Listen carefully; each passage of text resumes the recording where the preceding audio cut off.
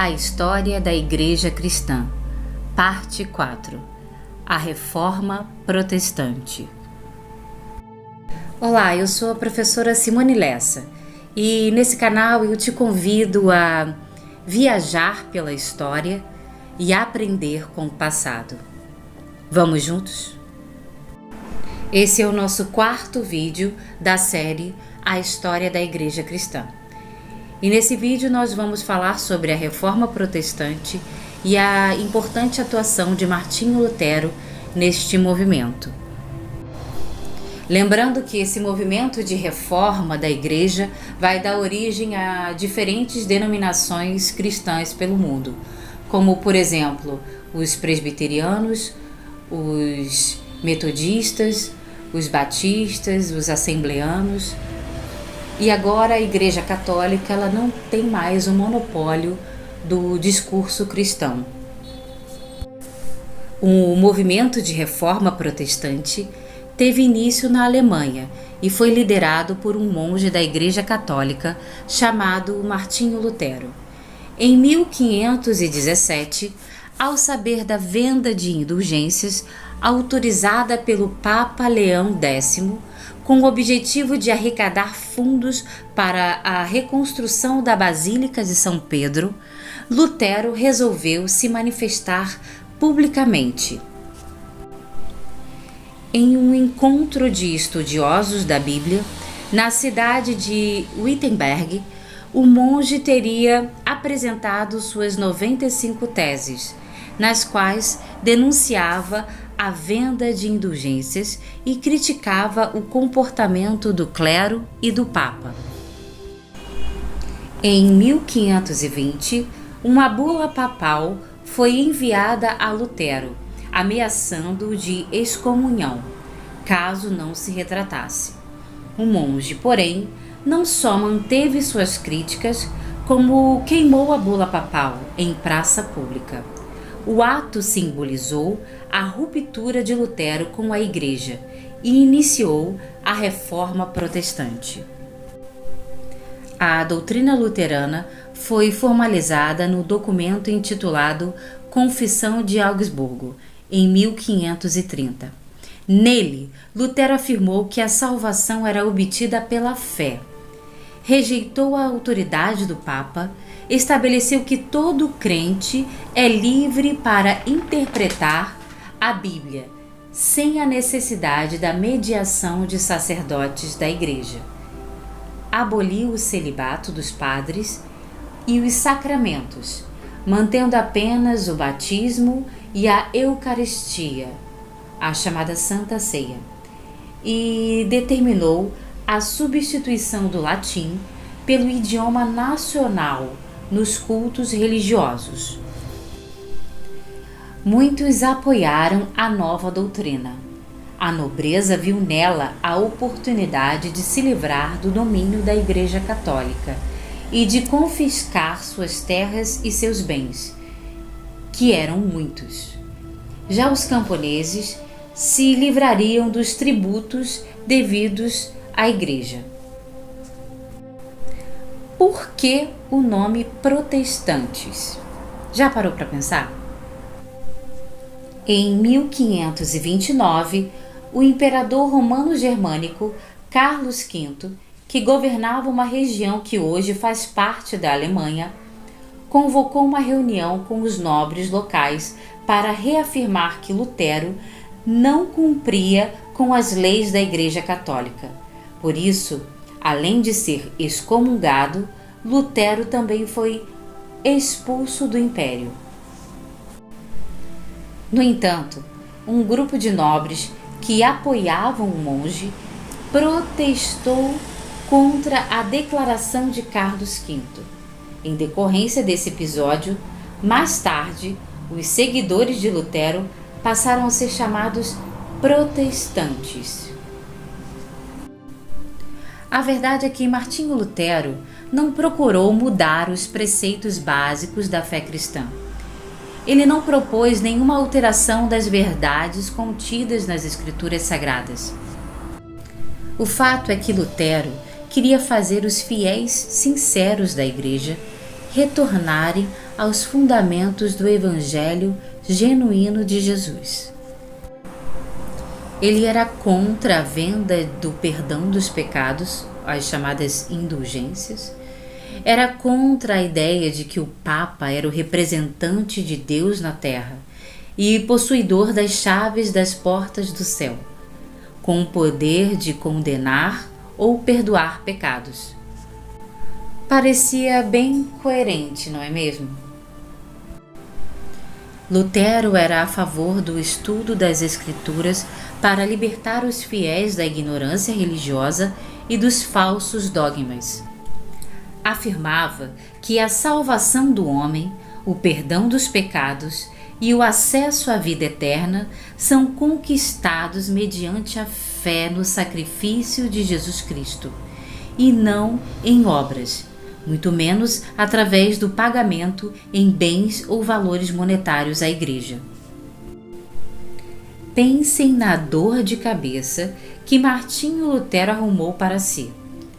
Bater de frente com todo aquele sistema religioso que monopolizava a fé cristã durante séculos, que escondia as verdades da sã doutrina, enxertando novos dogmas e práticas que eram totalmente contrários aos revelados nas Escrituras Sagradas.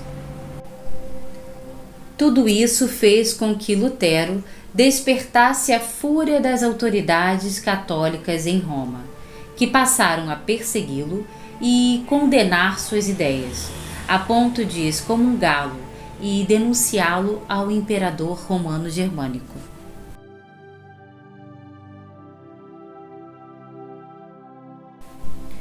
Excomunhão significa a sua exclusão da Igreja Católica e dos bens espirituais comuns aos fiéis, incluindo até mesmo a salvação.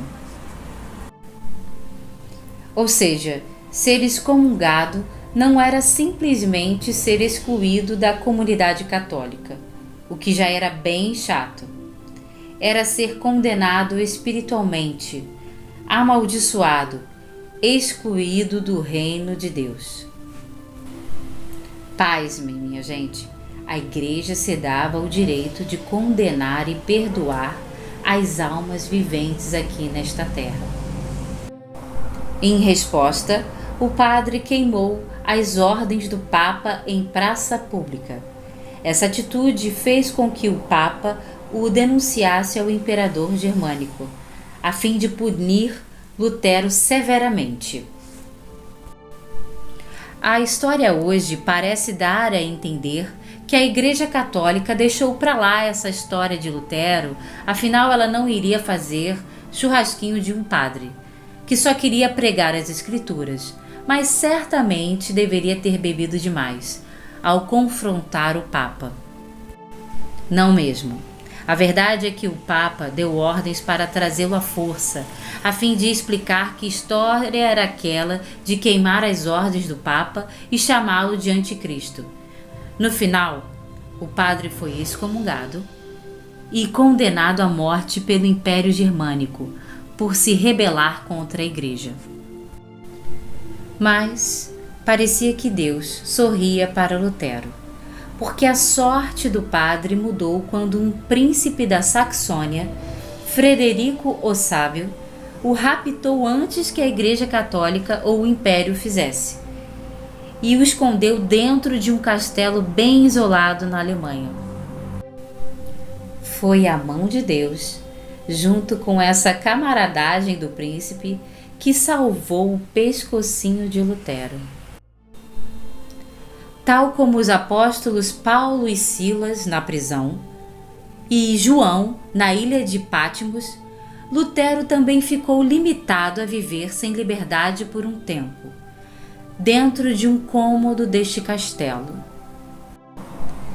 Porém, suas ideias e mensagens ganharam asas e voaram tão alto a ponto de atravessarem gerações, até chegar aqui, nos nossos livros de história, nas igrejas e instituições de ensino.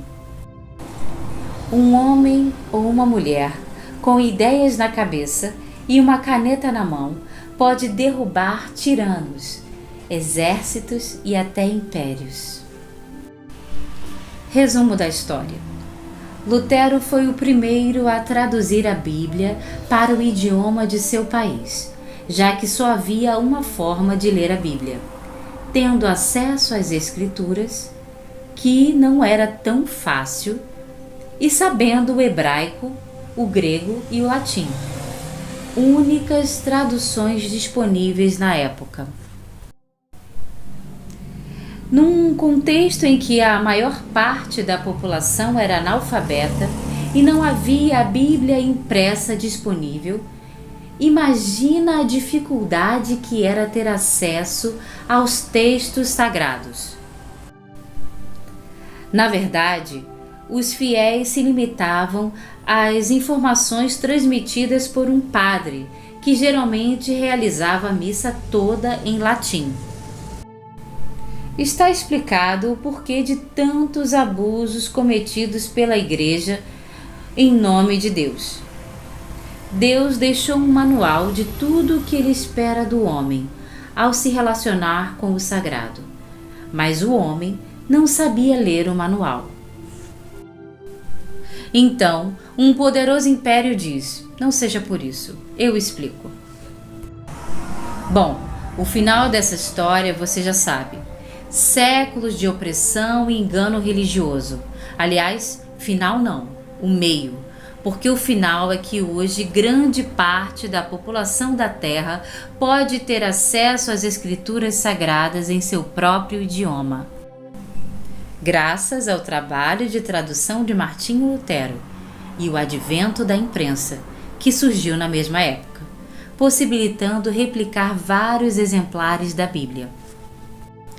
Então, gente, depois dessa história de aventura que fez a Bíblia chegar na sua casa, que tal tirá-la da estante no Salmo 91 e degustar dos lindos ensinamentos que ela pode nos proporcionar? Eu sou a professora Simone Lessa.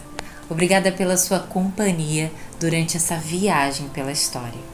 Não perca o nosso 5º vídeo sobre a história da Igreja Cristã.